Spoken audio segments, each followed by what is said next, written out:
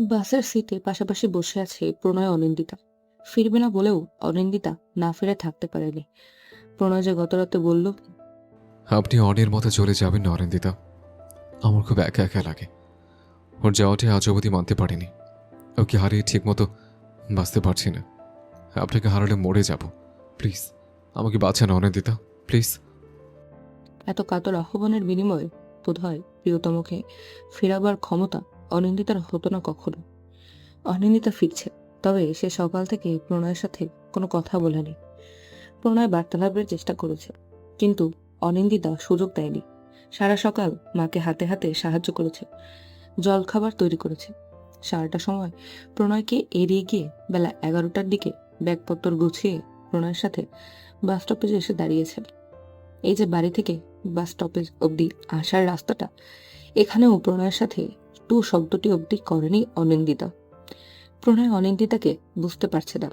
মেয়েটা তার সাথে ফিরছে, অথচ কথা কেন বলছে না। প্রণয় গম্ভীর মুখে চিন্তা করছে। নিজের মস্তিষ্ক তার প্রশ্নের যথাযথ জবাব দিতে ব্যর্থ হওয়ায় সে অগত্যা অনিন্দিতাকেই শুধায়। আপনি কথা কেন বলছেন না অনিন্দিতা? এমন চুপ করে আছেন কেন? আপনি কি ফিরতে চাননি? আমি জোর করে নিয়ে যাচ্ছি এমন, এজন্য কথা বলছেন না? অনিন্দিতা নিশ্চুপ। তার এক ধরনের সমস্যা আছে। অতিরিক্ত রাগ কিংবা মন খারাপ হলে অনিন্দিতা কথা বলতে পারে না। যে পরিস্থিতিতে তার উচিত চেঁচিয়ে বাড়ি মাথায় তোলা, অথচ সেই সময়টাতেই অনিন্দিতা সবচেয়ে বেশি শান্ত, নীরব। প্রণয় হতাশ শ্বাস ফেলে। মেয়েটাকে সে ভালোবাসতে চেষ্টা করছে, অথচ বিন্দু মাত্র বুঝতে পারছে না এ সম্পর্ক কি করে কি হবে। সে ভেবে পায় না। হুট করে কি মনে করে যেন ভরা বাসে প্রণয় অনিন্দিতাকে জাপটে ধরে। অনিন্দিতা এবার বিস্ময়ে চোখ বেরিয়ে আসার উপক্রম। অতি বিস্ময়ে বিহবল অনিন্দিতা মৌনতা ভেঙে চাপা স্বরে আর্তনাদ করে ওঠে। প্রণয় কি করছেন? এটা পাবলিক বাস, লোক দেখছে। প্রণয় ছাড়ুন।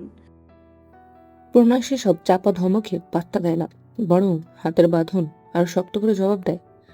কথা বলুন, নাহলে ছাড়বো না। কে কি ভাবলো আই ডোন্ট কেয়ার। আমার বিয়ে করা বউ, কেউ কিছু ভাববে কেন? হ্যাঁ, ওরা ভাবলে ওদের ম্যানার্সের সমস্যা। মানুষের বউকে মানুষ জড়িয়ে ধরবে, সেই ধরনই ওদের ভাবা ভাবির কি আছে? ম্যানার্সলেস।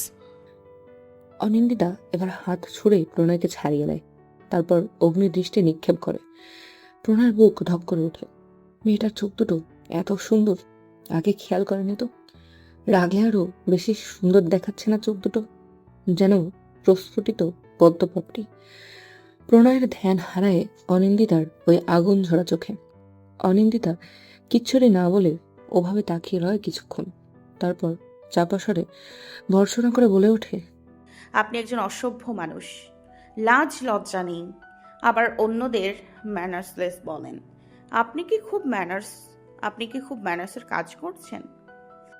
প্রণয় চোখ তখনও অনিন্দিতার চোখে আবদ্ধ। সে দৃষ্টি না সরিয়েই শুধায়। আপনি আমার কি হন? অনিন্দিতা দাঁতে দাঁত চেপে জবাব দেয়। কেন বউ হই জানেন না? প্রণয় এবার ফিচেল হাসে। অধরকণে হাসির রেশ রেখে উত্তর দেয়। নিজের বউকে জড়িয়ে ধরলে কি ম্যানার্সলেস হয়?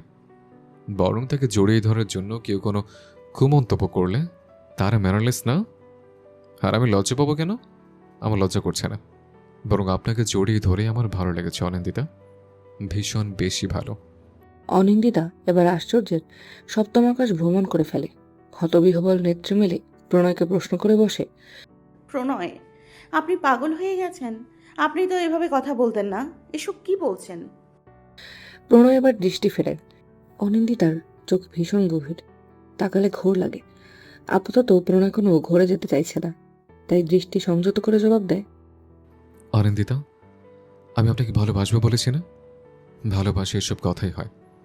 আপনার হয়তো জানা নেই, আমার তো অভিজ্ঞতা আছে, আমি জানি। অনিন্দিতার আবারও মন খারাপ হয়। প্রণয়ের অভিজ্ঞতা আছে, কি অদ্ভুত না? তার স্বামীর ভালোবাসা নিয়ে পূর্ব অভিজ্ঞতা আছে। এই অভিজ্ঞতা অনিন্দিতাকে ঘিরে, অথচ এই অনিন্দিতা সে নয়, অন্য কোনো নারী, অন্য কোনো সত্তা। অনিন্দিতার চোখ দুটো টলমলিয়ে ওঠে। প্রণয় যে তার আগেও এমন প্রণয় বাক্য অন্য কারোর জন্য সাজিয়েছিল, একথা মনে দোলা দিতেই চোখের জল বাঁধন হারায়, টুপটাপ করে ঝরে পড়ে কপল বেয়ে। প্রণয় দেখতে পায়, সে বোঝে সমস্যা কোথায়, কিন্তু সে অসহায়। অনিজে অতীতের এক উজ্জ্বল পৃষ্ঠা, সে পৃষ্ঠা তো চাইলে অস্বীকার করা যায় না। জীবনের প্রথম প্রেমের প্রথম সকল অনুভূতির সূত্রধর যে নারী, তাকে কি ভোলা যায়? অনিন্দিতা যে কেন বুঝতে পারছে না বিষয়টা, কে জানে। অথচ অনিন্দিতা সম্ভবত জানে না যে অনিন্দিতাকে ঘিরে তার এত ঈর্ষা, এত অসন্তোষ সে আর নেই। জানলে কি অনিন্দিতা পারত ওকে নিয়ে এতটা বিদ্বেষ মনে বসতে? সম্ভবত নয়। প্রণয় জানে, কিন্তু আদতে অনিন্দিতাকে সে ঘটনা বর্ণনা করার শক্তি প্রণয়ের নেই। জীবনের বিভীষিকাগুলো মনে করতে কারোই ভালো লাগে না। এটা মানব চরিত্রের এক বিশেষ দিক। প্রণয় মানুষ, সাধারণ রক্ত মাংসের মানুষ, তাই তার চরিত্র এদিকটার বহির্ভূত নয়। এক অসময় বৃষ্টি যে সূক্ষ্ম সুন্দর আবেগঘন অনুভূতির বীজ বনেছিল প্রণয়ের মনে, যে অসময় বৃষ্টি প্রণয়কে ভালোবাসায় ভাসিয়েছিল, তেমনি এক অসময় বৃষ্টি যে প্রণয়ের থেকে তার জীবন, তার বেঁচে থাকার খুব গুরুত্বপূর্ণ এক কারণকে কেড়ে নিয়েছে। একথা বর্ণনা করার মতো সামর্থ্য হয়তো কোনো প্রেমিক পুরুষের থাকে না। প্রণয়েরও যে নেই। প্রণয়রা যখন বাড়ি ফেরে তখন সন্ধে পেরিয়েছে। কৃষ্ণপক্ষের কৃষ্ণ গগন তখন কৃষ্ণ কাদম্বিনীদের অন্তরালে। সে ঘুটঘুটে আধার আকাশে হুঠাটি পলক ঝাপটে তাকাচ্ছে বজ্রজ্যোতি। সে সূক্ষ্ম বক্ররেখার দাপটে মুহূর্তেই আলোকিত হচ্ছে পৃথিবী, আবার ক্ষণেই পলক বুঝে নিচ্ছে। কৃষ্ণাব অন্তরিক্ষ যেন ফের বিলীন হয়ে যাচ্ছে আধারিয়া মায়াজালে। অনিন্দিতা ঘরে ফিরে জামাকাপড় বদলে নেয়। কিচেনে গিয়ে আলু সিদ্ধ ভাত গ্যাসে চাপিয়ে আবার ঘরে ফেরে। ততক্ষণে প্রণয়ও ফ্রেশ হয়ে এসেছে। ওয়াশরুম থেকে বেরিয়ে মাথা মুছতে মুছতে প্রণয় আর চোখে একবার অনিন্দিতার দিকে তাকায়। সে তখন বিছানায় নতুন চাদর পাততে ব্যস্ত। প্রণয় সেদিকে চোখ বুলিয়ে চট করে প্রশ্ন করে, আকাশে কি মেঘ করেছে দেখেছেন? চলুন আজ রাতে বৃষ্টি বিলাস করি। করবেন? ছাদে গিয়ে ভেজবেন? প্রণয় ভেবেছিল অনিন্দিতাও অনির মতো লাফিয়ে উঠবে, বৃষ্টিতে ভেজার প্রস্তাবে খুশিতে ঝুমঝুমে হাসবে। অথচ তেমন কিছু হলো না। তাকে অবাক করে দিয়ে অনিন্দিতা জানালো, আমি বৃষ্টি পছন্দ করি না। বৃষ্টি বিলাসে আমার তাই তেমন আগ্রহও নেই। আপনার মন চাইলে ভিজুন, তবে সেজন্য জ্বরে পড়লে তার দায়ভার আমি নিতে পারবো না। যেচে অসুখ বিসুখ বাঁধানো মানুষের সেবা যত্ন আমি করব না। প্রণয় হতাশ শ্বাস ফেলে। সে যত সম্পর্কটাকে স্বাভাবিক করতে চাইছে, সব কেমন তত এলোমেলো লাগছে। এভাবে সে কতদূর এগোবে, কতটুকু বাঁচাবে এই বিয়ে? এই সম্পর্ক যেন মরুদ্যানে বেড়ে ওঠা সবুজ বৃক্ষ, যার বাঁচার জন্য প্রয়োজন অবিরাম বাড়িধারা। প্রণয় চেষ্টা চালাচ্ছে বৃক্ষে সেই বাড়িধারা বর্ষণের, কিন্তু অনিন্দিতা সে যেন সূর্যের প্রখর তাপ, যে তাপ বারংবার শুকিয়ে দিচ্ছে। প্রণয় বর্ষণ। নারী কি এত কঠিন হৃদয়ের হয়? প্রণয় জানে না।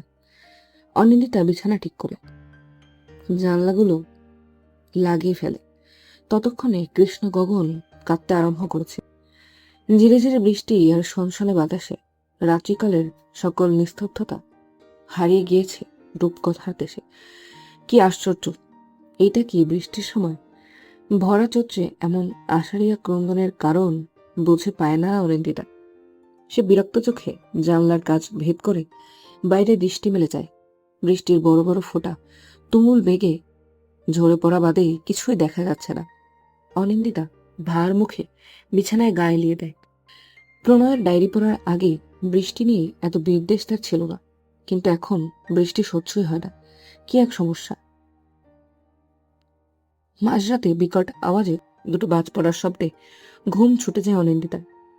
পাশ ফিরে দেখে তখন প্রণয় বেঘরে ঘুমোচ্ছে। অনিন্দিতা ছড়িয়ে থাকা চুলগুলো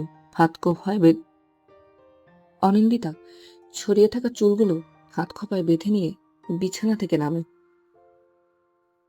ঘড়ির দিকে একবার পলক বুলিয়ে সুটকেস থেকে প্রণয়ের ডায়েরিটা বের করে বাইরের ঘরে বেরিয়ে যায়।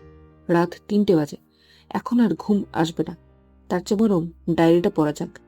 অনিন্দিতা আপন মনেই ভাবে, কি এক ভাগ্য আমার, নিজের বরের প্রণয় বাক্য পড়ার মতো এমন ভাগ্য যেন কারো কোনো মেয়ের না হয়। সেদিন অনিন্দিতা সহ বাবা মায়ের কাছে ধরা খাওয়ার পর জীবনটা আচমকাই স্বপ্নের মতো পাল্টে গেল। বাবা মা বিষয়টা সরাসরি জানিয়ে দিলেন অনিন্দিতার বাবা মাকে। অনিন্দিতা কাউকে পছন্দ করে সে বিষয়ে সে আঙ্কেল আন্টিকে জানিয়েছিল। কেবল এটুকু জানায়নি যে সে পছন্দের মানুষটি প্রণয়। তার দৃঢ় বিশ্বাস ছিল অনিন্দিতার বাবা মা এর পূর্বে তাকে যতই পছন্দ করে থাকুক, এই সময় এসে গড়পড়তা আর চারজন বাবা মার মতোই তারা তাদের একমাত্র মেয়ের জামাই বলে মানবেন না। কিন্তু তার দৃঢ় বিশ্বাস টলল। তার বাবা মা আঙ্কেল আন্টির কাছে বিষয়টা কি করে উপস্থাপন করলো জানা নেই। তবে প্রথমবার প্রণয়ের কথা শুনেই তারা তাকে তাদের একমাত্র মেয়ে জামাই রূপে মেনে নিলেন। প্রণয়ের আর অনিন্দিতার সম্পর্কে মত দিলেন। পুরো ঘটনাটা জীবনে স্বপ্নের মতো ঘটে যাওয়ার পর প্রণয় অনিন্দিতার পাশ ঘেঁষে দাঁড়ালো, কানে কানে বলল, সব এমন স্বপ্নের মতো হবে এত সুন্দর করে, এত দ্রুত আমি ভাবতেই পারিনি। আমার জীবনটা এত স্বপ্ন সুন্দর করে দেবার জন্য, বেরং জীবনটা রঙিন করার জন্য তোমাকে অসংখ্য ভালোবাসা। কিন্তু শুধু ভালোবাসা দিলে তো হবে না, আমার উচিত কিছু উপহার দেওয়া। তাই আমি তোমার জন্য একটু উপহার ঠিক করেছি। অনিন্দিতা তার কথা শুনে তার দিকে আর চোখে তাকালো। সামনে ফিরে বাবা মায়েদের চলমান বাক্যালাপের দৃশ্য অবলোকন করে ফিসফিসে শুধালো, কি উপহার? প্রণয় আবারও আগের মতো অনিন্দিতার কানে কানে জবাব দিল। পাহাড়িয়া বৃষ্টি। অনিন্দিতা তার দিকে একবার কৌতূহলী নয়নে তাকালো। প্রণয় সে দৃষ্টির অর্থ বুঝে গেল পলকেই। অতঃপর পুনশ্চ কানে কানে বলল, কেউ একজন যে আমায় এক বৃষ্টির দিনে বলেছিল তার বড্ড ইচ্ছে করে পাহাড়ের বৃষ্টি দেখতে। সবুজ পাহাড়ে যখন বৃষ্টিতে ভিজে সোদা মাটির গন্ধ ছাড়ে, আরও বেশি সবুজ সজীব হয়ে ওঠে, তখন সেই পাহাড়ের বুকে পাহাড়ি কন্যা সেজে পাহাড়ের বৃষ্টি গায়ে মাখার যে ইচ্ছে তার বহুদিনের। তাই আমি সে বৃষ্টিপ্রিয়াকে তার অধিক কাঙ্ক্ষিত পাহাড়ি বৃষ্টি উপহার দেব। অনেক তোমার কি উপহারটা পছন্দ হয়েছে? অনিন্দিতা সম্ভবত তার কথার অর্থোদ্ধার করতে পারে না। মৃগুচকে গলার স্বর নামিয়ে প্রশ্ন করে, মানে কিভাবে সম্ভব? এ সময় বিয়ের কথাবার্তা চলছে না? বাড়ি থেকে কোথাও দূরে যেতে দেবে নাকি? আপনিও না পাগল? প্রণয় অনিন্দিতার কথায় মৃদু হাসল। তারপর তার কানে কানে আবারও বিবৃত করল, অনি, আমাদের বিয়েই পাহাড়ে হবে। ডেস্টিনেশন ওয়েডিং, বুঝেছ? আমাদের বিয়ের ভেন্যু সাজেক। অনিন্দিতা যেন এবার বিস্ময়ে স্তব্ধ হয়ে প্রণয়ের দিকে তাকালো। এতক্ষণে নামানো কণ্ঠস্বরটা এবারটা তরতরিয়ে বেড়ে গেল। তারপর অনিন্দিতার কণ্ঠস্বর প্রায় চেঁচিয়ে বলে উঠল, সত্যি? তার এখনো কাণ্ডে বাবা মা চকিতে তাদের দিকে ফিরে তাকালেন। প্রণয়ের মা আশ্চর্য হয়ে জিজ্ঞেস করলেন, ও মা, অনিন্দিতা মা, কি হয়েছে? এমন চেঁচালে কেন? প্রণয় কিছু বলেছে? বললে বলো, ওর বিচার হচ্ছে। অনিন্দিতার মা ধমকে উঠে বললেন, এসব কি অনি? এমন হুট করে চেঁচালি কেন? ফাজিল মেয়ে, ভয় পেয়ে গেছি না সবাই? মায়ের ধমকে অনিন্দিতা কাচুমাচু মুখে তার পাশেই চুপ করে দাঁড়িয়ে রয়। প্রণয় ওনাদের জবাবেই জানায়, অনেক জন্য আমি একটা সারপ্রাইজ অ্যারেঞ্জ করেছিলাম আন্টি। সেটা বিষয়ে ওকে বলাতেই এত এক্সাইটেড হয়ে গিয়েছিল আর কি। বাবা মা চারজনই এবার তার পানে জিজ্ঞাসু দৃষ্টিতে তাকায়।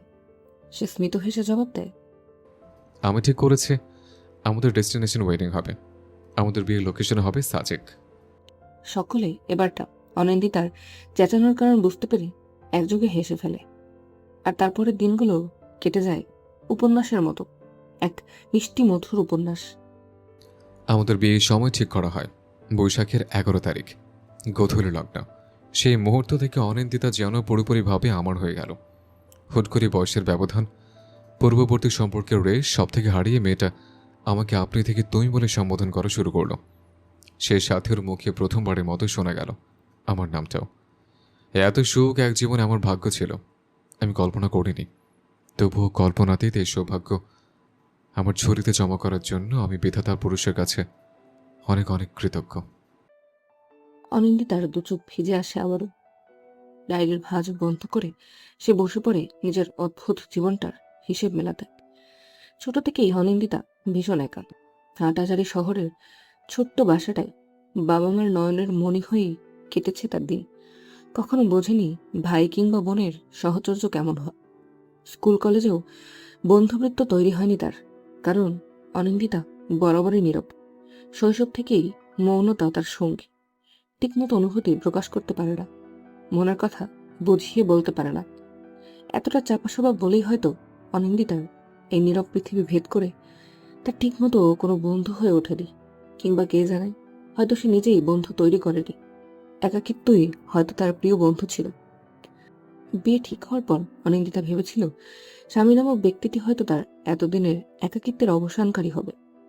সে হয়তো অনিন্দিতার প্রথম বন্ধু হবে, প্রথম প্রেম হবে, প্রথম প্রেমিক হবে, প্রথম ভালোবাসা হবে। বাবা মায়ের উপর ভরসা করেই সম্পূর্ণ অপরিচিত এই পুরুষটিকে অনিন্দিতা গ্রহণ করেছিল বিনা দ্বিধায়। তারপর প্রণয়ের সাথে তার এই বাড়িতে আসা। বিয়ের আগে প্রণয়ের সাথে তার কখনো দেখা হয়নি, কথাও হয়নি। অনিন্দিতার মাঝে অদ্ভুত লাগলেও প্রণয়ের বাবা মা বিষয়টাকে ব্যস্ততা বলে এড়িয়ে গেছেন। অনিন্দিতার দুশ্চিন্তা দূর করতে তার বাবা ময়মনসিংহে প্রণয়ের খোঁজ খবর নিতে লোকও পাঠিয়েছিলেন। সে সূত্র জানিয়েছিল প্রণয় ভালো ভদ্র ছেলে, নিঃসন্দেহে বিয়ে দিতে পারেন। অনিন্দিতা তারপর আর অমত করেনি, মনে কোনো দ্বিধা রাখেনি। এতটাই নির্দ্বিধা এসেছিল যে ফুলসজ্জার রাতে প্রণয় ঘরে ফিরে যখন বলল, আমি ভীষণ ক্লান্ত, ঘুমাবো, আপনিও ঘুমিয়ে পড়ুন। তখন অনিন্দিতার একটিবারের জন্য মনে হয়নি যে এ বিয়ে প্রণয়ের মতবিরুদ্ধ। প্রণয় তাকে চায়নি, প্রণয় তাকে চায়ও না, ভালোবাসে না, আর কোনোদিন না বাসবে। প্রণয়ের খোঁজ খবর নেওয়া সূত্র সত্যি বলেছিল প্রণয় সত্যি ভদ্র ছেলে। বিয়ের 7 মাসে অনিন্দিতাকে সে ভালো না বাসুক কোনোদিন অসম্মান করেনি। কেবল অনিন্দিতাকে সে এড়িয়ে চলতো, ঠিকমতো কথা বলতো না, রাত্রিরে দেরি করে বাড়ি ফিরত, কখনো বা কাজের বাহানায় ফিরতই না। অনিন্দিতা প্রথম প্রথম বুঝতো না কি কারণ এসবের, কেন এত এড়িয়ে চলা থাকে। কিন্তু প্রণয়ের ঘর গোছাতে গিয়ে যেদিন ডায়েরিটা হাতে পেল, সেদিন থেকে সবটা ধীরে ধীরে পরিষ্কার হয়ে এলো। আর সে রাতেই প্রণয় প্রথমবারের মতো তার সাথে চিৎকার করলো। তারপরের ঘটনাগুলো স্বাভাবিক। তবুও এত অপ্রাপ্তি, স্বপ্নভঙ্গের যাতনার মাঝেও অনিন্দিতার মনে এক টুকরো প্রশান্তির ভাষা মেঘ ছিল। আর যা হোক, সে প্রণয়ের প্রথম প্রেম না হোক, প্রথম প্রণয়নী না হোক, অন্তত প্রথম পরিণত তো বটে।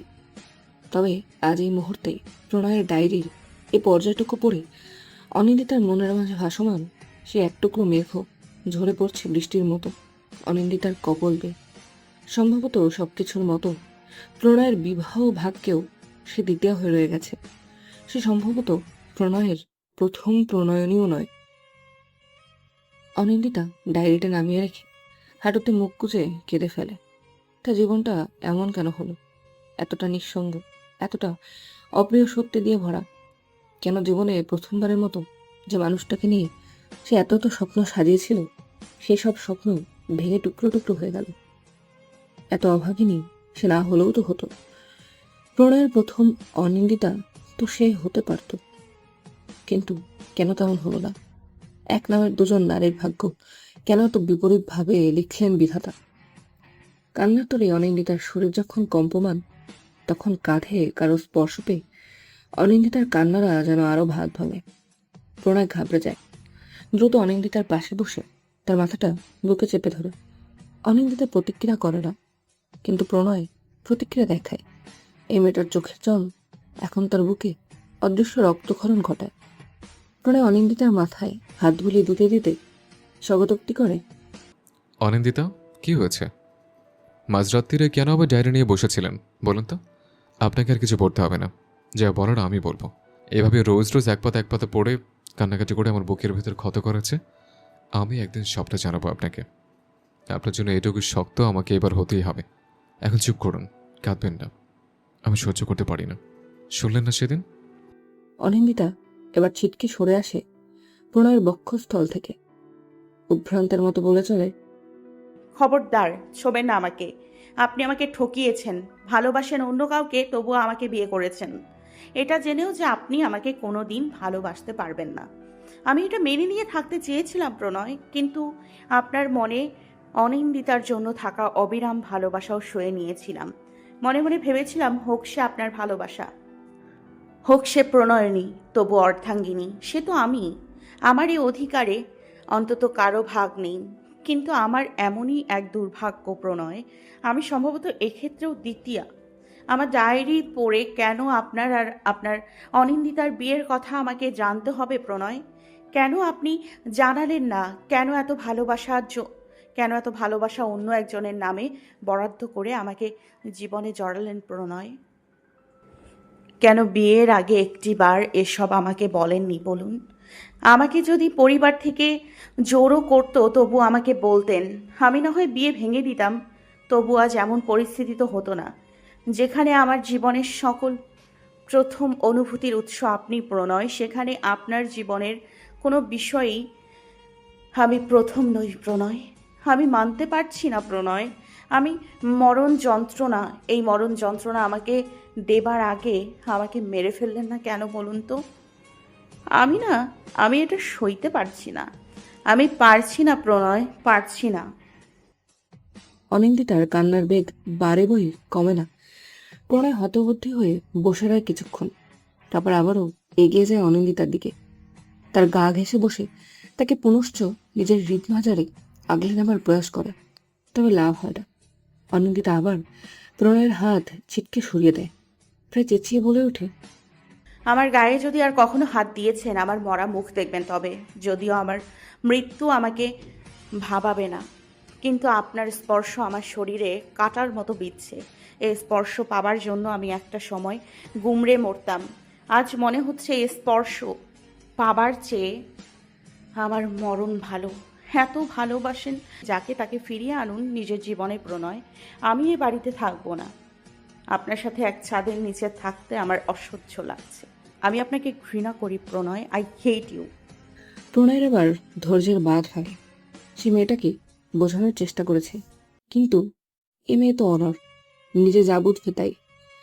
প্রণয়কে না বলার সুযোগ দেব, বোঝানোর। তবুও প্রণয় মেনে নিচ্ছিল। কিন্তু আজ মরে যাওয়ার কথা বলে ফেলল। এত সাহস! এই মৃত্যু কতটা ভয়ানক মেয়েটা জানে। প্রণয়ের কাছ থেকে তার প্রিয়তমকে কত নিষ্ঠুর হয়ে কেড়ে নিল আবার সেই মরণের নাম। নিজেকে আর সামলাতে পারে না প্রণয়। অনিন্দিতার কাঁধ দুটো আঁকড়ে ধরে শক্ত করে, তারপর প্রায় হ্যাঁচকে টানে নিয়ে আসে তার একদম কাছটিতে। অনিন্দিতা অস্বস্তি, ঘৃণায় চোখ মুখ কুঁচকে নেয়। প্রণয়ের মনে হয় বুকের ভেতরটা যেন কেউ ছুরিকাঘাতে ছিন্ন ভিন্ন করে দিল। তবুও নিজেকে সামলে দেয়, কণ্ঠে যথাসম্ভব গাম্ভীর্যের ছাপ ফেলে বলে, আমার জীবনে আমি একজনকে বিয়ে করেছি, সে তুমি অনিন্দিতা।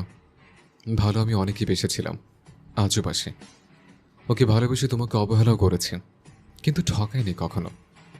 বিয়ের আগে তোমাকে জানাতে চেয়েছিলাম, তবে মা জানাতে দেয়নি।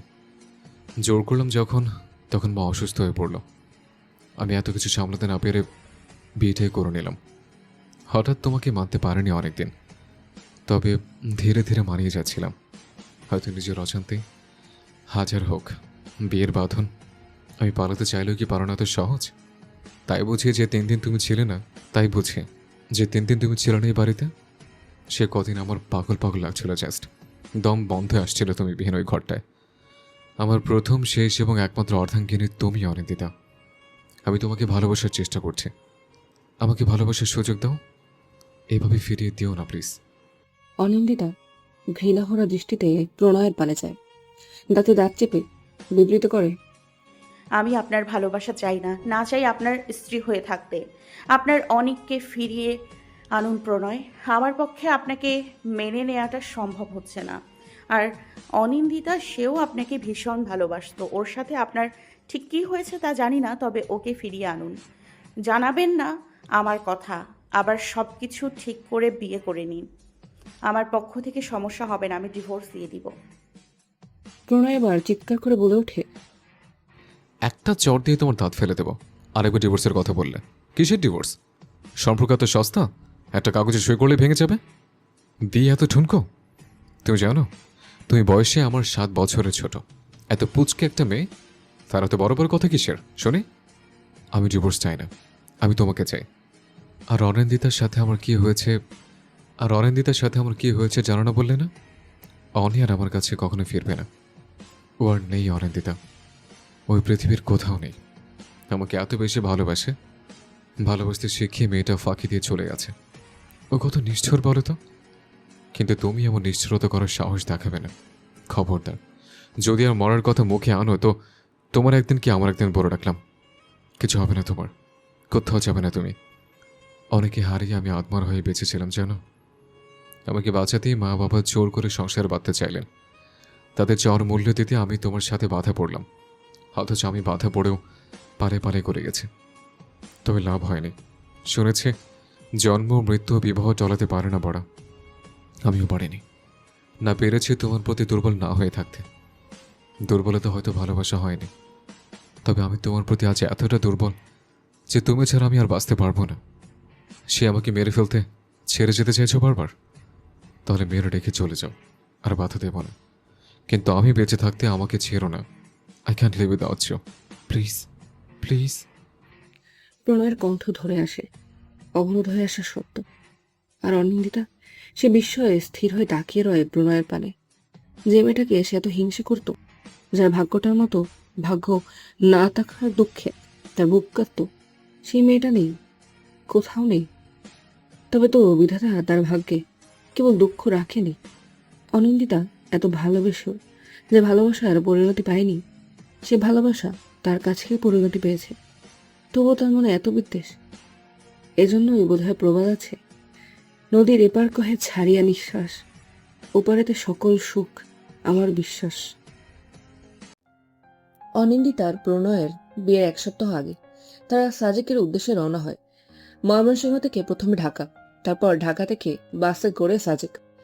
আঁকাবাঁকা পাহাড়ি রাস্তা দিয়ে যখন বাস যাচ্ছিল, তখন অনিন্দিতা ভয়ে চোখ মুখ দুহাতে ঢেকে শক্ত হয়ে বাসের সিটে বসেছিল।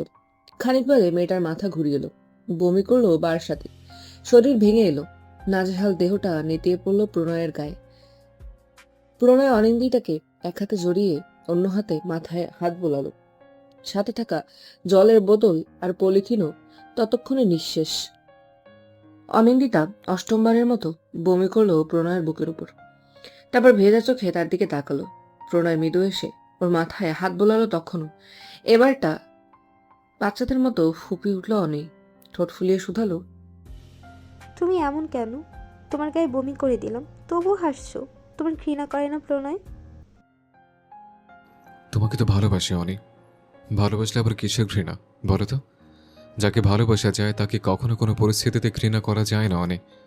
যদি কখনো ঘৃণা আসে তবে যেন সেদিন থেকে আর ভালোবাসাটা বোধ হয় নেই, বুঝলে? কাঁদে না, তুমি কাঁদলে আমার কেমন দম বন্ধ লাগে, নিতে পারি না, প্লিজ কেঁদো না। অনিন্দিতা বিবশ কণ্ঠে জবাব দেয়, খবরদার, এত ভালোবাসবে না প্রফেসর। এই পৃথিবীতে কাউকে অতিরিক্ত ভালোবাসতে নেই। প্রকৃতির ঈর্ষা হয়, প্রকৃতির হিংসা যে বড্ড খারাপ, ভালোবাসাকে কেড়ে নেয়। এতটাও তাই ভালোবাসেন না আমায় যে প্রকৃতি। আমাকে কখনো তোমার থেকে কেড়ে নিলে যেন তুমি সইতে না পারো, তাই কম ভালোবাসাই ভালো, বুঝেছো? সেদিন প্রণয় অনিন্দিতাকে শক্ত করে জড়িয়ে ধরে বলেছিল, প্রকৃতিকে ভালো সবাই বাসে, তোমাকে শুধু আমি বাসি, তাদের প্রকৃতি হিংসে কেন করবে? তুমি সবসময় আমার পাশেই থাকবে, একদম এভাবে, কোথাও আমি যেতে দেবো না। আর যত তুমি পাশে থাকবে তত আমার ভালোবাসা বাড়বে। দেখো, তোমাকে কম ভালোবাসতে আমি এই জীবনে আর পারবো না। অনিন্দিতা সিক্ত নয়নে প্রণয়ের পানে তাকিয়েছিল। প্রণয় সেই সিক্ত দৃষ্টি থেকে ম্লান হাসে। অনিন্দিতার মাথায় আদরের স্পর্শ বুলিয়ে স্বগতোক্তি করে বলে, খারাপ লাগছে? এখন অনেকে নিয়ে জেলাস তুমি। আমি কি করব অনিন্দিতা, বলো তো? ওকে ভোলা কি সম্ভব? তুমি পারবে কখন আমি হারিয়ে গেলে আমাকে ভুলে যেতে? অনিন্দিতা ফুপিয়ে ওঠে, কান্নায় অবরুদ্ধ কণ্ঠে জবাব দেয়, আপনি আমার পুরোপুরি কখনো হনইনি প্রণয়, তাতেই হারিয়ে যেতে চাইছেন?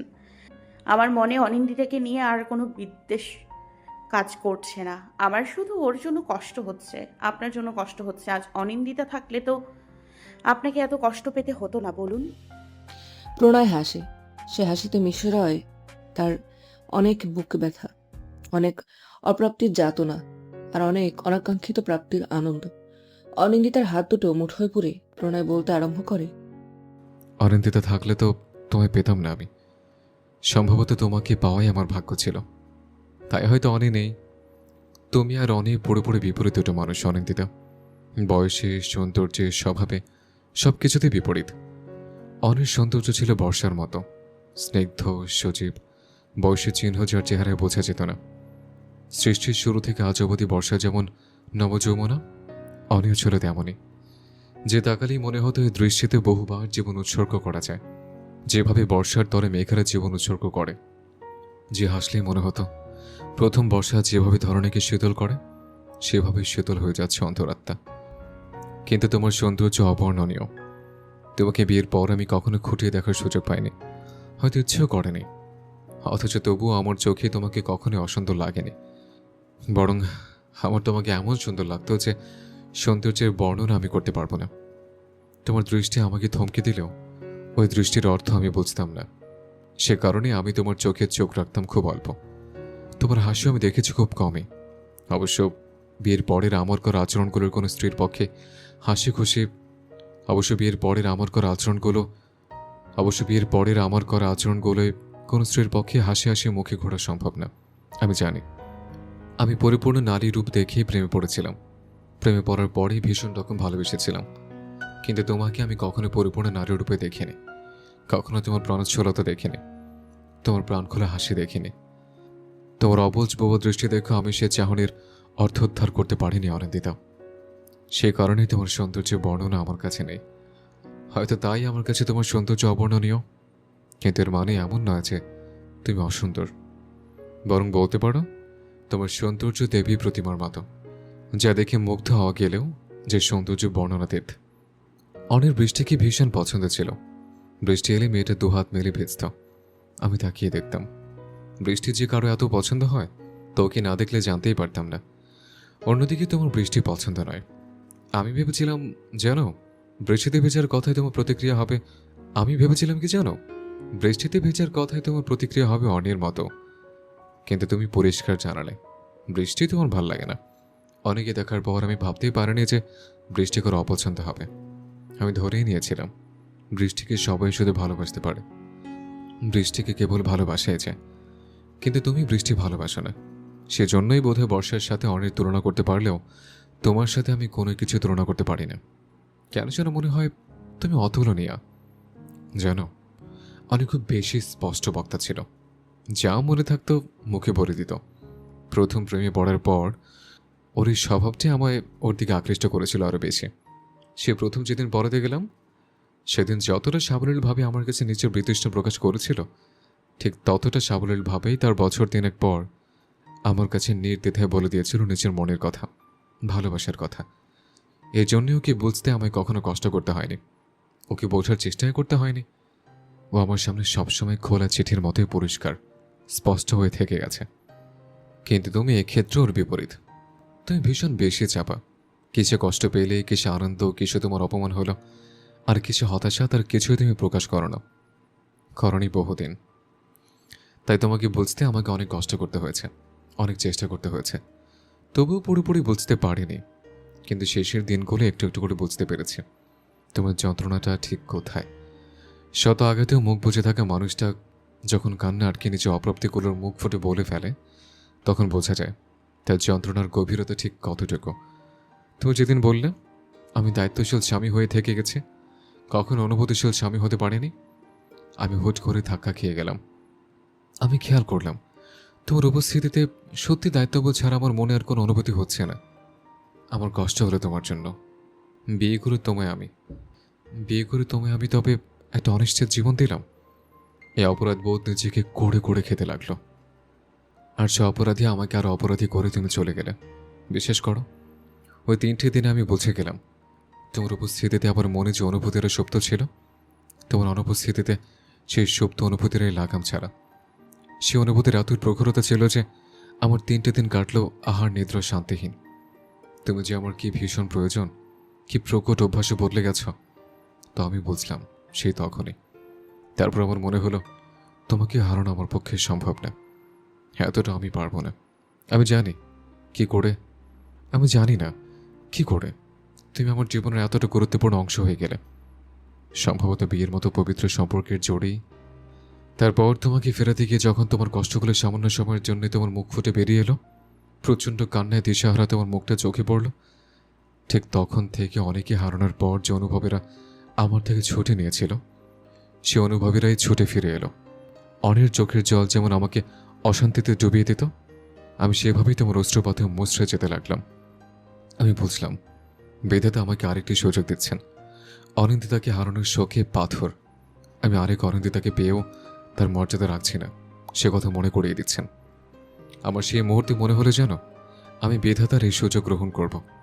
এক জীবনে দুইবার সুযোগ তো বিধাতা সবাইকে দেয় না। আমি যখন এই কৃপার অধিকারী হয়েছি, তখন আমি আশীর্বাদ পুরোপুরি গ্রহণ করব। আমি আমার ভাগ্যকে গ্রহণ করব। আমি তোমাকে গ্রহণ করব। আমি সত্যিই তোমাকে গ্রহণ করতে চাই অনিন্দিতা। আমাকে এই সুযোগটুকু তুমি দাও। এই ডায়েরি তুমি আর পড়বে না, তুমি আর কাঁদবে না। তুমি কাঁদলে আমার প্রচণ্ড বুক ব্যথা হয়, এ ব্যথা আমার চাই না। আমি তোমাকে নিয়ে সুখ সুখ ব্যথায় বাঁচতে চাই, ভালোবাসতে চাই। অনির বিষয়ে যা জানতে চাও আমি সব বলবো। শুধু আমাকে ছেড়ে যেও না, আমাকে মুক্তি দিও না। তোমার থেকে মুক্তিতে আমার বিন্দুমাত্র আনন্দ নেই, আমার আনন্দ তোমার সাথে থাকতে, প্লিজ। অনিন্দিতা প্রণয়ের বুকে মাথা এলিয়ে দেয়, ভেজা চোখজোড়া মেলে রেখে নিশ্চুপে বসে রয় বহুক্ষণ। নিশীথের কৃষ্ণ চাদর সরে গিয়ে দেখা মেলে স্বর্ণদূতের।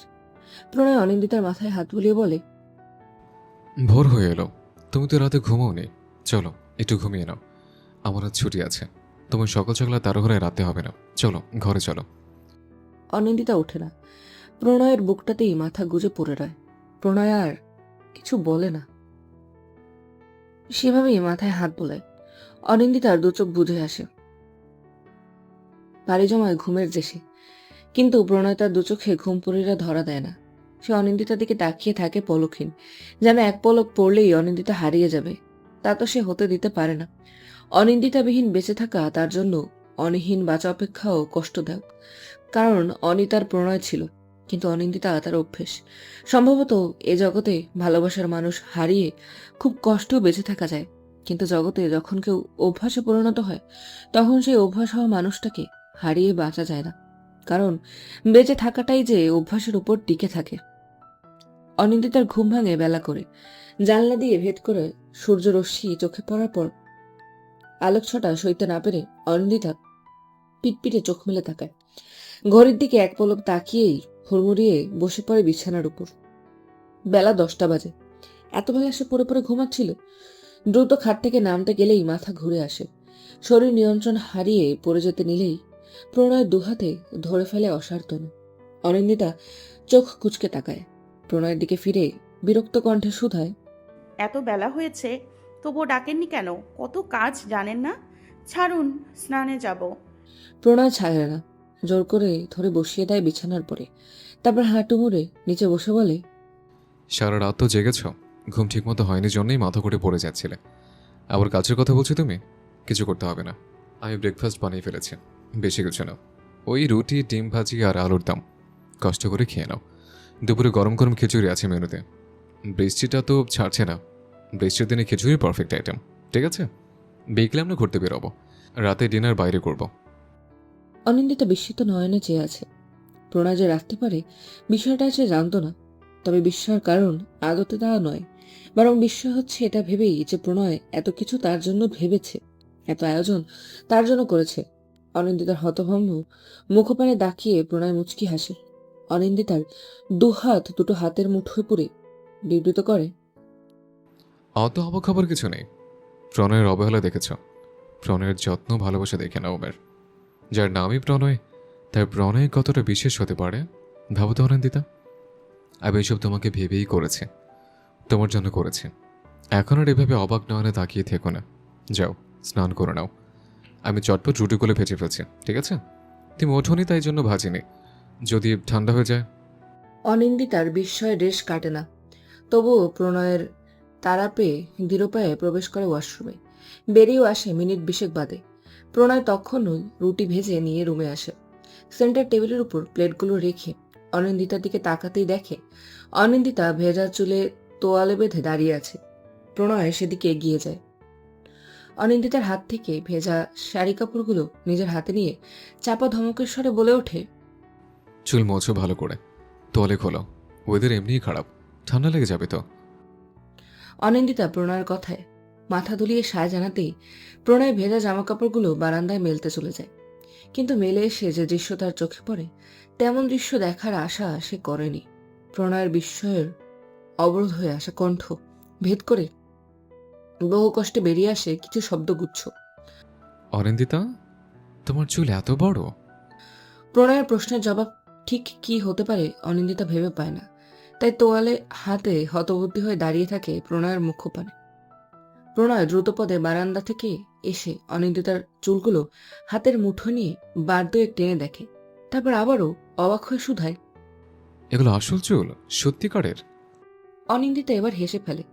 প্রণয় এই প্রথম লক্ষ্য করে অনিন্দিতার হাসি। হাসির তালে বুঝে আসা চক্ষু আর শুভ্র ধাতের শাড়ি প্রণয়ের নজর কাড়ে। সেই সাথে নজর এড়ায় না হাসির তালে অনিন্দিতার ঈষৎ শ্যাম কপলে সৃষ্টি হওয়া দুটো সুগভীর গহ্বর। প্রণয় যেন আজ অবাক হওয়ার পালা। হাসলে এত সুন্দর কাউকে লাগতে পারে তা প্রণয়ের কল্পনারও বাইরে। সম্ভবত এই সুন্দর হাসির মালিকানা এই মেয়েটির দখলে বলেই তার হাসি মুখের দর্শন এতটা দুর্মূল্য। আপনি 7 মাসে আমার চুল দেখেননি প্রণয়? আজ এতদিন পর জিজ্ঞেস করছেন আমার চুল লম্বা কিনা। কথাটুকু শেষ করে আবারও হাসির তালে লুটিয়ে পড়ে বিছানার পর। প্রণয় মুখ ভার করে জবাব দেয়, না, করিনি, কারণ আমি বাড়িতেই বেশি থাকতাম না। আর যেটুকু সময় থাকতাম সেটুকু সময় তুমি চুলগুলো খোপা করে রাখতে। কত লস হলো আমার। এত সুন্দর চুল আমি 7 মাস ধরে মিস করে গেলাম। এই অনিন্দিতা, তুমি কিন্তু কখনো খবরদার চুল কাটবে না বলে দিলাম। আজ থেকে তোমার চুল কাটা বন্ধ। এত সুন্দর চুল কাটা যাবে না। প্রণয়ের এমন অদ্ভুত আবদারে অনিন্দিতা হাসির মাত্রা বৃদ্ধি পায়। হাসতে হাসতে ভেজা চুলগুলো তোয়ালে দিয়ে ঝাড়া দিয়ে ভেজা তোয়ালে মেলে রেখে আসে বারান্দায়। অনিন্দিতার হাঁটার সময় প্রণয় একধানে খেয়াল করে যায় অনিন্দিতার জানু অতিক্রান্ত এলোকেশ। প্রণয়ের হুট করে মনে হয় অনিন্দিতার চুলগুলো অসম্ভব সুন্দর। আজ কি মেয়েটাকে শুধু সুন্দর দেখার দিন নাকি কে জানে, নইলে 7-7টি মাস যে সকল সৌন্দর্য দু চোখে ধরা দেয়নি আজ একেবারে সেই সকল সৌন্দর্য চোখের সামনে হুটোপুটি করছে কেন? অনিন্দিতা ড্রেসিং টেবিলের সামনে থেকে এলে প্রণয় তাকে বিছানায় বসতে বলে। তারপর খাবার বেড়ে প্লেট হাতে ধরিয়ে চেয়ার টেনে অনিন্দিতা ঠিক সামনেটায় বসে পড়ে। অনিন্দিতা অবাক হয় আর একবার। প্রণয়ের তরে অবাক হয়ে জিজ্ঞেস করে, বসে পড়লেন যে প্রণয়, খাবেন না? নিজের প্লেটে খাবার বেড়ে নিয়ে আসুন। প্রণয় মাথা নেড়ে না বলে চেয়ারের হাতলে কোনো ঠেকিয়ে হাতের তালু গাল ঠেকিয়ে প্রত্যুত্তর করে, তুমি খাও, আমি তোমাকে দেখব। তোমাকে দেখতে ভাল লাগছে। তুমি তো সুন্দর কেন? অনিন্দিতা আবারও হেসে ফেলল। সে হাসির রিনরিনে সুর ঝংকার তোলে প্রণয়ের কর্ণপটে। হাসির তালে অনিন্দিতার শ্যামাভ গণ্ডদেশে আবারও সৃষ্টি হয় সে একজোড়া সূক্ষ্ম বিবর। প্রণয়ের বুকের মাঝে খুশির মাদল বাজে। এত সৌন্দর্য ঘরে রেখে 7-7টি মাস সে বিভাগীয় হয়ে ঘুরেছে ভাবতেই অনুশোচনায় মাথা ভার হয়ে আসে। কত সৌন্দর্য মিস হয়ে গেছে। ইস! প্রণয় বিভোর হয়ে অনিন্দিতার হাসি দেখে। অনিন্দিতার মুখাবয়বের প্রতিটি ভাঁজ প্রত্যক্ষ করে খুব গভীরভাবে। অনিন্দিতা হাসি থামিয়ে খাওয়ায় মনোযোগ দেয়, কিন্তু প্রণয়ের দৃষ্টি সরে না। দৃষ্টি থেকে মোহনীয়তাও টলে না। এত মিষ্টি একটা মেয়ে তার বউ, একথা নিজের বুকের মাঝে দোলা দিতেই সুখ সুখ আনন্দে বুক ভরে আসে। প্রণয় শুনেছিল কাউকে ভালোবাসলে নাকি তাকে সামান্য কারণেই সুন্দর লাগে। ভালোবাসলে সেই মানুষটাই দু চোখে ধরা দেয় পৃথিবীর সবচেয়ে রূপময়ী হিসেবে। আজ যেভাবে অনিন্দিতাকে তার চোখে পৃথিবীর শ্রেষ্ঠ সুন্দরী মনে হচ্ছে, ঠিক সেভাবে তবে কি সত্যি সত্যি অনিন্দিতাকে সে ভালোবেসে ফেলল? কথাটা মন মস্তিষ্কে করা নাড়তেই প্রণয়ের বুকে সুখের ঝড় ওঠে। সুখ পাখিরা বহুদিন পর ডানা ঝাপটে উড়ে বেড়ায় বুকের খাঁচায়। এই এত সুখানুভবকে সঙ্গে করেই প্রণয়ের দুপুরের রান্নার তোড়জোড় শুরু করে। বাইরের আকাশে তখন গুমুট মেঘ। ধূসর রঙের মেঘগুলো যখন তখন ঝরে যাবে বাদল হয়ে। প্রণয়ের সাথে হাতে হাত মেলায় অনিন্দিতাও। সবজির ঝুড়ি থেকে দুটো পেঁয়াজ তুলে নিয়ে সেগুলো কাটতে কাটতে শোধায়। আপনি রান্না কোথায় শিখেছেন প্রণয়? প্রণয় তখন চাল ধুচ্ছিল। অনিন্দিতার প্রশ্নের জবাবে বলে, আমি হলে থাকতাম না ভার্সিটিতে। ক্যান্টিনের খাবার তো জঘন্য ছিল, গলা দিয়ে নামতো না। তাই রুমমেটে মিলে একটা স্টোভ কিনেছিলাম, সেটাতে এক্সপেরিমেন্ট করতে করতে টুকটাক কিছু রান্না শিখে গেছে। অনিন্দিতা আর বহুক্ষণ কিছু বলে না, চুপচাপ ছুরি চালায় পেঁয়াজের উপর। পেঁয়াজের ঝাঁজে চোখ জ্বলে ওঠে, জল গড়িয়ে ভিজে যায় কোমল গাল।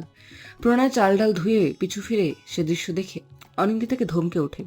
ধমকের তোপে অনিন্দিতা চমকে ওঠে।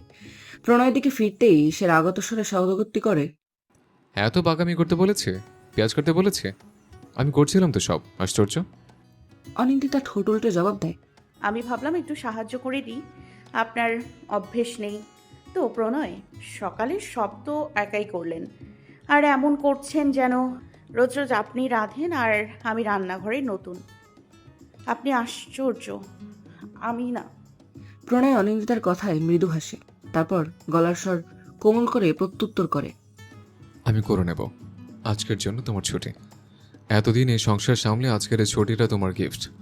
আজ সব আমি করব, তুমি কিচ্ছু করতে হবে না। অনিন্দিতা তার মনে উত্তর দেয়। আচ্ছা। প্রণয় কি ভেবে যেন হুট করে আবারও অনিন্দিতার দিকে তাকায়, তারপর গম্ভীর কণ্ঠে বলে ওঠে, তুমি চুল কেন বেঁধেছ? অনিন্দিতা হঠাৎ এমন প্রশ্নে দিশেহারা চোখে চায়। বার কয়েক চোখ পিটপিট করে নিচে সরে জবাব দেয়, আমার চুল শুকিয়ে গেছে তাই বেঁধে ফেলেছি।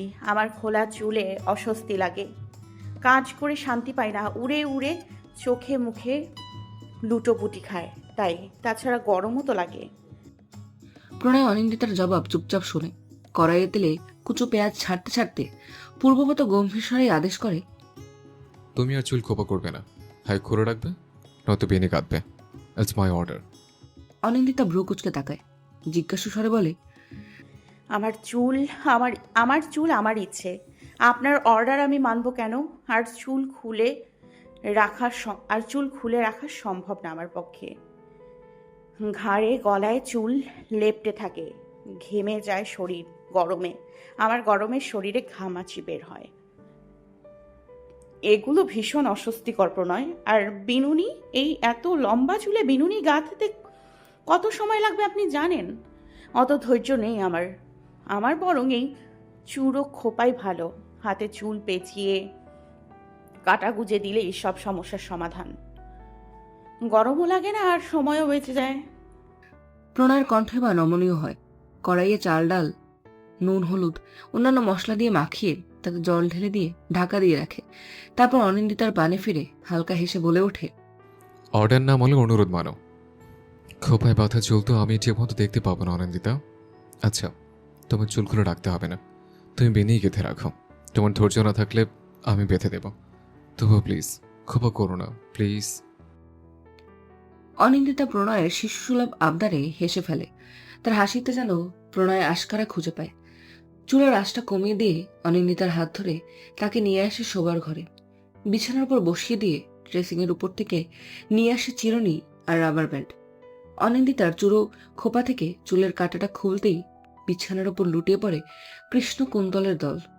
প্রণয় সেই সুদীর্ঘ করবিতে চিরুনির আঁচড় কাটে খুব যতনে, তারপর 3 ভাগে ভাগ করে নিয়ে অনেকটা সময় ধরে বেনি গাঁথে ভীষণ ধৈর্য নিয়ে।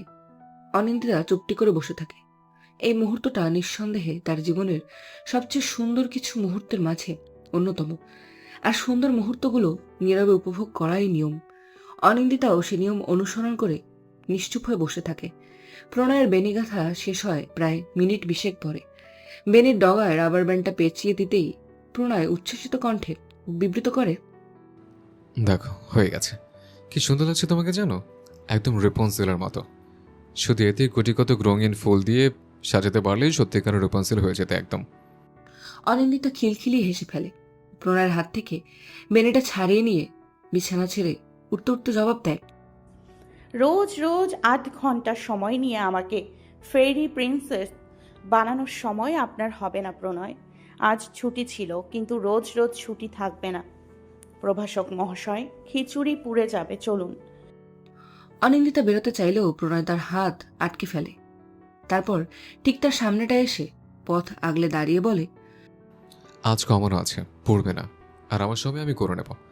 কিন্তু আমার বউকে তো আমি আজ থেকে রোজ রোজ বেনে করে দেবই অনিন্দিতা। শুধু তুমি চুপচাপ বসে থেকো আজকের মতো, তাহলেই হবে। কথাটুকু শেষ করে প্রণয় বেরোতে নিতেই এবার অনিন্দিতার প্রশ্ন তাকে থামিয়ে দেয়। আপনি এত ভালো বেনি করতে কোথায় শিখেছেন প্রণয়? কোথায় শিখেছেন প্রণয়? অনিন্দিতাকেও বেনি করে দিতেন, আপনার ডায়েরিতে পড়েছিলাম। ওরও অনেক সুন্দর চুল ছিল। অনিন্দিতার প্রশ্নে প্রণয় ক্ষণিকের তারে থমকালেও নিজেকে সামলে নেয়। অনিন্দিতার দিকে ফিরে একদম তার চোখে চোখ রেখে উত্তর দেয়, অনির চুল সুন্দর ছিল, কিন্তু তোমার মতো নয়। কাল বললাম না, তোমাদের দুজনের সৌন্দর্যের ব্যাখ্যা, বর্ণনা সবটাই আমার কাছে ভিন্ন। অনির কোমর ছড়ানো কালো চুল ছিল। অদ্ভুতভাবে ওর চুল কোনোদিনও আমি কোমর অতিক্রম করতে দেখিনি। আর অনেকে আমি প্রায় সময় দেখেছি খোলা চুলে। ওর উন্মুক্ত চুলের গোছা কতবার উপরে এসে ঝাপটে পড়েছে আমার চোখে মুখে তার হিসেব নেই। ও খোলা চুলে থাকতেই বেশি পছন্দ করত, আর আমি ওকে ওভাবে দেখতেই ভালোবাসতাম। তাই ওকে বেনি করে দেওয়ার মতো সুযোগ আমার হয়নি। বেনি করতে আমি শিখেছি মায়ের কাছে। আমার মায়ের চুলও তোমার মতোই লম্বা ছিল আমার ছোটবেলায়। মায়ের কোনো মেয়ে ছিল না, এজন্য আমাকে বেনি গাঁথা শিখিয়েছিল। আমিও মাকে খুব উৎসাহ নিয়ে বেনি করে দিতাম। এই করতে করতে শিখে গেছি। আর মায়ের লম্বা চুল ছিল, তাই বলে চুল আমার এত প্রিয় অনিন্দিতা।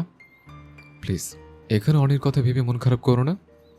আসলে আমার যখন বয়স এই বছর 13, তখন একদিন খেলার ছলে মায়ের চুলে চুইংগাম লাগিয়ে ফেলি আমি। মা অনেক চেষ্টা করে সেটা চুল থেকে ছাড়াতে পারিনি। অগত্য খুব শখের চুলগুলো মাকে কেটে ফেলতে হয়। হাঁটু অবধি ছড়ানো চুলগুলো কেটে কাঁধের নিচে অবধি ছোট হয়ে যায়। মা সেদিন খুব কেঁদেছিল। বাবা মায়ের লাভ ম্যারেজ ছিল তো। বাবা নাকি মায়ের চুল দেখেই প্রথমে প্রেমে পড়েছিলেন। তে মায়ের চুল বাবা মা দুজনেরই খুব প্রিয় ছিল। আমার জন্য সে চুলগুলো কাটা পড়েছিল বলে মা টানা 2 দিন আমার সাথে কথা বলেনি, জানো। কিন্তু নিজের সন্তান তো, সন্তানের যত দোষী হোক, মা বাবা তো মুখ ফিরে থাকতে পারেন না। মাও তাই আমাকে আবারও বুকে টেনে নিয়েছিল। কিন্তু তারপর কে জানে কেন মার কোনোদিন চুল অত বড় করেনি। পেটের মাঝে মাঝে হলেই কেটে ফেলতো। আমার কষ্ট হতো। বাবার মতো আমারও মায়ের চুল খুব প্রিয় ছিল। মা যখন কাজ করত তখন আমি মার ওই অত লম্বা বিনুনি ধরে মায়ের পিছু পিছু ঘুরতাম। রাতে মায়ের পাশে শুয়ে মায়ের বিনুনি হাতে পেঁচিয়ে ঘুমাতাম, যেন মা রাতে কোথাও চুল নাচে। সে আমি মায়ের চুল কাটানোর কারণ ভাবতে মন খারাপ হতো। কে জানে কি ভেবে সে তখন থেকেই ঠিক করে রেখেছিলাম আমার বউয়ের চুল মায়ের মতো হলেই তবেই বিয়ে করব। আর বিয়ের পর তার চুলের অনেক যত্ন করব। মায়ের সাথে যে অন্যায় ছেলে মানুষের বশে করে ফেলেছে, বউয়ের মাধ্যমে তার প্রায়শ্চিত্ত করব। কিন্তু আমি হুট করে যখন অনেক প্রেমে পড়লাম, তখনও সেই শৈশবের ইচ্ছার কথা আমার মনে ছিল না। তারপর তো ভাগ্য আমার জীবন তোমার সাথে বেঁধে দিল। ভাগ্যের অদ্ভুত মায়ায় আমার লম্বা চুলে বউয়ের ইচ্ছেটাও পূরণ হলো। কিন্তু 7-7টা মাস সে চুলগুলোর আমি কোনো যত্ন করতে পারলাম না। আমার প্রতিজ্ঞাটা ভেঙে গেছে না বলো?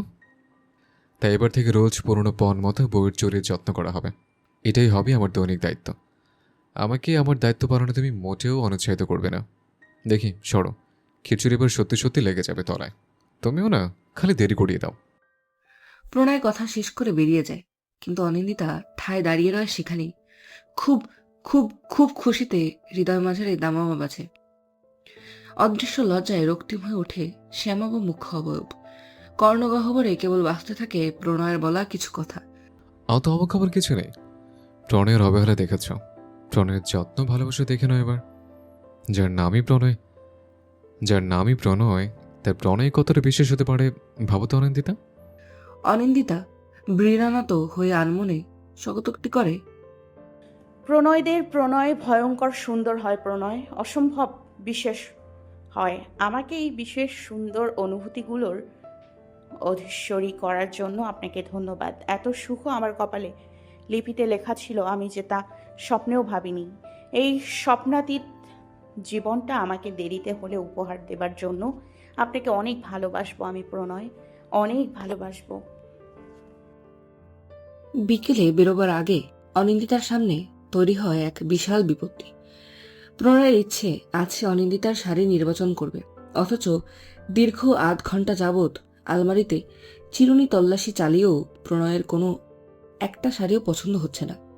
অনিন্দিতা এবার বিরক্তি নিয়ে বলে ওঠে, আর কিছু পছন্দ হবে না আপনার প্রণয়, ছেড়ে দিন। আর আমি নতুন বউ নাকি যে এত বাছাবাছি করে শাড়ি পরতে হবে? যা হোক কিছু একটা পরে নিলেই হবে। শুনুন, অনিন্দিতার কথার জবাবে প্রণয় কণ্ঠে গাম্ভীর্য ঠেলে বলে, আলবাত বাছাবাছি করে শাড়ি পরতে হবে। আমার বউ, আমার ইচ্ছে হচ্ছে তাকে শাড়ি পছন্দ করে দেবার, আমি দেব। যা হোক যা হোক, কিছু বললে আমার হবে না। তুমি চুপচাপ বসে থাকো, don't disturb me, let me find. Anindita আর কথা বাড়ালো না। বিরক্তিতে চোখ মুখ কুঁচকে বসে থাকে চুপচাপ। মনে মনে ভাবে, এজন্য মাস্টার মানুষকে বিয়ে করা যায় না, সব বিষয় মাস্টারি। প্রণয় আরো ৮ ঘন্টা ধরে বহু খোঁজাখুঁজির পর অবশেষে কাঙ্ক্ষিত শাড়িটি খুঁজে পায়। হলুদ শাড়িতে সাদা সুতোর নকশাকা একখানা সুতি জামদানি। শাড়িটা পেয়ে অনিন্দিতার হাতে ধরিয়ে দিয়ে বলে ওঠে, এটা পরে আসো, ইটস পারফেক্ট। অনিন্দিতার কথা বাড়ায় না, এমনিতেই অনেক দেরি হয়ে গেছে। কথা বাড়িয়ে দেরি করে আর লাভ নেই। শাড়ি হাতে ওয়াশরুমে প্রবেশ করে, বেরিয়ে আসে মিনিট 10 পরে। শাড়ির কুচি ঠিক করতে করতে আয়নার সামনে দাঁড়াতেই পেছনে এসে উপস্থিত হয় প্রণয়। আয়নার মধ্য দিয়ে অনিন্দিতার প্রতিবিম্বের দিকে তাকাতেই দৃষ্টিতে ভর করে মুগ্ধতা। দৃষ্টির সেই মোহনীয়তা বজায় রেখেই প্রণয় ড্রেসিং টেবিলের উপর রাখা অনিন্দিতার রূপোর সিঁদুর কৌটো থেকে এক চিলতে সিঁদুর নিয়ে ছোট্ট একখানি টিপ এঁকে দেয় ললাট রেখার মাঝ বরাবর। আর কোনো শৃঙ্গারের স্পর্শ পায় না নারী তনু। প্রণয় আরেকবার অনন্দিতাকে আপাত মস্তক পরখ করে নেয়। বেনি থেকে বেরিয়ে আসা চুলগুলো ঠিকঠাক করে দিয়ে কানের পিঠে গুজে দেয় কপাল বেয়ে বেরিয়ে আসা ছোট্ট ছোট্ট কেশপুঞ্জ। তারপর অনিন্দিতার পানে তাকিয়ে মিষ্টি হেসে বিবৃত করে, তুমি ভীষণ সুন্দর অনিন্দিতা, একদম ষড়ঋতুর মতো সুন্দর। অনিন্দিতার প্রণয় তাদের ভাড়া বাসার মূল ফটকের সামনেটায় দাঁড়ানো, কিন্তু এখানে কোনো রিক্সা নেই। অতঃপর দুজন মিলে পায়ে হেঁটে মোড়ের মাথা অবধি যায়। মোড়ের মাথায় দাঁড় করানো ২-৩টে রিক্সার একটিতে প্রথমে উঠে বসে প্রণয়, তারপর হাত বাড়িয়ে অনিন্দিতাকেও উঠে আসতে বলে। অনিন্দিতা হাত ধরেই উঠে বসে। প্রণয়ের কথা মতো রিক্সা চলতে থাকে গন্তব্যহীন। নির্দেশ জারি হয় গোটা ঈশ্বরগঞ্জ উদ্দেশ্যহীন হয়ে ঘোরার। রিক্সা চালক সে মতোই রিক্সা চালানো আরম্ভ করে। অনিন্দিতা প্রণয়ের পাশটিতে বসে রয় চুপচাপ। প্রণয়ের সাথে একই রিক্সায় পাশাপাশি বসে ঘুরতে তার প্রচন্ড ভালো লাগছে। সুখ সুখ আবেশে অবশ্যই আসতে চাইছে গোটা শরীর। প্রিয় মানুষের সাথে রিক্সা ভ্রমণ যে এতখানি আনন্দময়, এ অনুভব অনিন্দিতার অতীতে কখনো হয়নি। আজ প্রথমবারের মতো সে অনুভব উপলব্ধি করে অনিন্দিতা সুখের সাগরে ডুবে রয় নীরবে। প্রায় ৮ ঘন্টার নীরবতার পর অবশেষে প্রণয়ের কথা বলে, কণ্ঠে কৌতূহল মাখিয়ে শুধায়, তুমি এমন চুপ করে বসে আছো কেন? বাইরে ঘুরতে ভালো লাগছে না? উত্তরে অনিন্দিতার ঠোঁটের কোলাজ দীর্ঘ হয়। সে মুখের হাসি বজায় রেখে জবাব দেয়, আপনি তো কিছু জিজ্ঞেস করেননি প্রণয়, কিছু জিজ্ঞাসা না করলে কি বলবো? আমি কথা বলার মতো কিছু খুঁজে পাচ্ছি না। প্রণয় হেসে ফেলে, অধরকোণে হাসির রেখা টেনে বলে, আচ্ছা, তাহলে আমরা বরং র্যাপিড ফায়ার খেলি। কথা বলে হবে, তোমাকে জানা হবে কিছুটা। অনিন্দিতা মাথা নেড়ে সায় জানাতেই প্রণয় একে একে সাজিয়ে ফেলে প্রশ্নোত্তরের পসরা। প্রিয় ফুল, অলকানন্দা, প্রিয় রং, হলুদ আর সবুজ। প্রিয় খাবার, আলুর পরোটা আর আমের আচার। প্রিয় কবি, সুকান্ত ভট্টাচার্য। প্রিয় লেখক, শরৎচন্দ্র চট্টোপাধ্যায়। প্রিয় উপন্যাস, শ্রীকান্ত। প্রিয় গায়ক, শ্রীকান্ত আশ্চর্য। প্রিয় গান, সখী ভালোবাসা কারে কয়। প্রিয় ঋতু। সবই আবার একটাও না। প্রণয় প্রশ্নের ঝড় থামিয়ে কৌতূহল উদ্দীপক নয়নে তাকায়, ভ্রু উঁচিয়ে প্রশ্ন করে, এমন কেন? অনিন্দিতা হালকা হেসে উত্তর দেয়, বেশি গরমে আমার শরীর ঘেমে অস্থির লাগে, আমার স্কিনে হামাচি ওঠে। বৃষ্টি আমার পছন্দ না। বাড়িতে অনেক আত্মীয় স্বজন আসতো, ভিড় হইচই আমার ভালো লাগতো না কখনোই। শীতে হাড় কাঁপানো ঠান্ডা আর বসন্তের অতিরিক্ত প্রেম প্রেম ভাব আমার সবই বিরক্ত লাগে। প্রণয় সশব্দে হেসে বলে ওঠে। আহা, ডিপ্লোম্যাটিক মেন্টালিটি।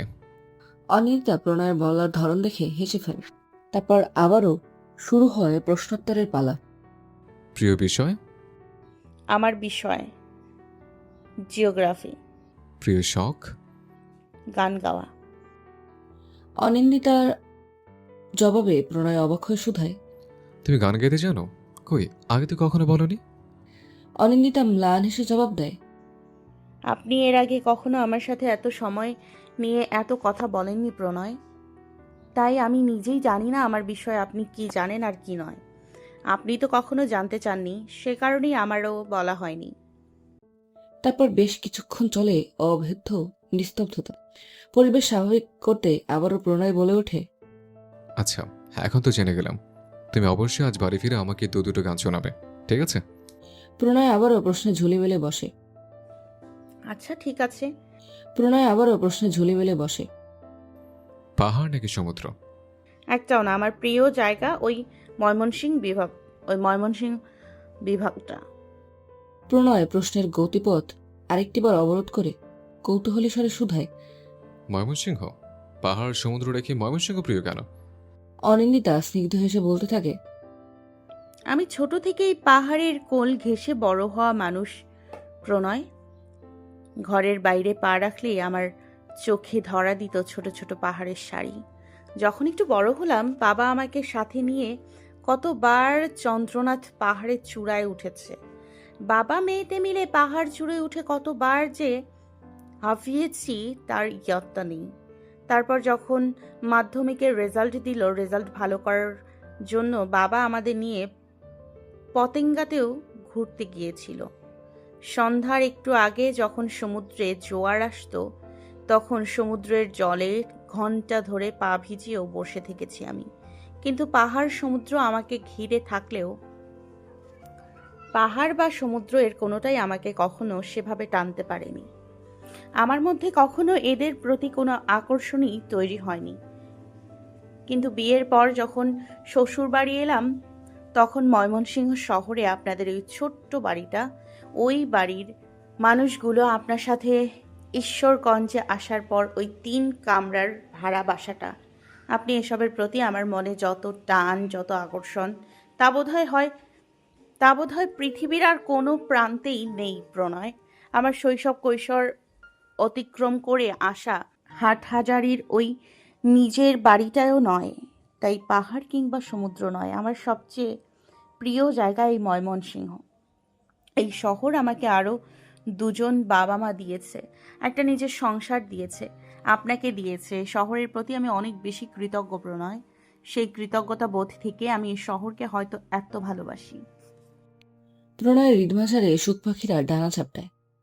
অনিন্দিতা বরাবরই স্বল্পভাষী, কিন্তু যেটুকু সময় মেয়েটা কথা বলে, সেটুকু সময় ওর বলা প্রতিটা শব্দে এত বেশি অনুভূতি মিশে থাকে যে প্রচন্ড রকম সুখানুভূতি গ্রাস করে ফেলে শরীর ও মন। প্রণয়কেও গ্রাস করে ফেলছে সেই সুখ সুখ অনুভূতি, তবুও প্রকাশ করে না সেসব। অষ্টপ্রান্তে একফালি সরু হাসির রেখায় কেবল বলে। ওকে ফাইন, এবার লাস্ট কোয়েশ্চেন। প্রিয় মানুষ? অনিন্দিতা কিয়ৎক্ষণ বিলম্ব না করে জবাব দেয়। 2 বাবা মা আর আপনি প্রণয়। আমার পৃথিবী খুব ছোট, এর আয়তন খুবই ক্ষুদ্র। সেই ক্ষুদ্র পরিসরে কেবল এই 5টি মানুষেরই বাস, আর আমার কাছে সবচেয়ে প্রিয় এই 5 জনই, আর কেউ না। প্রণয় এতক্ষণ প্রশ্ন করছিল, সামনের দিকে তাকিয়ে। অনিন্দিতার উত্তরে চকিতে তার দিকে ফিরে তাকায়। ঘটনার আকস্মিকতায় অনিন্দিতা চমকে ওঠে। কি হলো, কিছু ভুল বলে ফেললাম? উত্তরে প্রণয় মাথা নেড়ে না বলে একখানি স্নিগ্ধ হাসি উপহার দেয় অনিন্দিতাকে। বিনিময়ে হেসে ওঠে অনিন্দিতাও। তারপর আবারও ক্ষণিকের নীরবতা ভাঙে রিকশাওয়ালা মামার কথায়। প্রণয় নিজেও আকাশের গতিবিধি পরক্ষণে নেয়। ঘড়িতে সবে সন্ধ্যা 6টা, অথচ সমস্ত ধরনই ঢেকে আছে নিশ্চিত্র তমসায়। কৃষ্ণাভ মেঘের আস্তরণে ঢাকা পড়েছে গোধূলির রাঙারূপ। অতঃপর পরিস্থিতি বিচারে প্রণয়ও রিকশা ঘুরিয়ে নিতে বলে ফিরতি পথে। শুধু ফেরার পথে কোনো ভালো রেস্তোরাঁর সামনে দাঁড়াতে বলে। রিকশা চালক সে মতোই রিকশা চালাতে থাকে। আচমকা দূরে কোথাও এক বজ্রপাতের বিকট শব্দ কানে আসে। অনিন্দিতা চমকে গিয়ে প্রণয়ের বাহু আঁকড়ে ধরে। প্রণয়ের হাতের উপর হাত রেখে আশ্বস্ত করে বলে, ভয় নেই, একটু পরে বাড়ি ফিরে যাব। অনিন্দিতা কিছু বলে না মুখে, শুধু প্রণয়ের বাহু খামচে ধরে বসে রয় সেভাবেই। হঠাৎ মিনিট পাঁচেক বাদেই ধূলিঝড় ওঠে। প্রচণ্ড সমীরণ উড়িয়ে নিয়ে আসে পথের ওপর বিছিয়ে থাকা ধুলোবালি। অনিন্দিতার চোখে ধুলো প্রবেশ করতেই সে চোখ বুঝে ফেলে। চোখে ধুলো পড়ে রিক্সা চালকেরও। ফলস্বরূপ রাস্তার সামনে থাকা বাঘটা আর চক্ষুগোচর হয় না। অগত্যা চলন্ত রিক্সাকে ধাক্কা লাগে পথপ্রান্তে দণ্ডায়মান বৃহৎ বটবৃক্ষে। তিনজনই রিক্সা থেকে ছিটকে যায় পিচঢালা রাস্তার উপর। তারপরেই অনিন্দিতার হালকা আর্তনাদ কর্ণগোচর হয়। প্রণয়ের কপল গিয়ে লাগে শান বাঁধানো ফুটপাতে। মুহূর্তে ফর্সাটে ললাট মাঝে দেখা মেলে সরু লৌহধারার। প্রণয়ের দুচোখের দৃষ্টি ঝাপসা হওয়ার আগেই বজ্ররেখার স্বল্প আলোয় সে কেবল একধানে অবলোকন করে যায় রাস্তার উপর পাশে নিশ্চিত হয়ে পড়ে থাকা অনিন্দিতার মুখখানি। তারপর ধীরে ধীরে ঘোলাতে দৃষ্টি তলিয়ে যায় ঘুটঘুটে অন্ধকারে।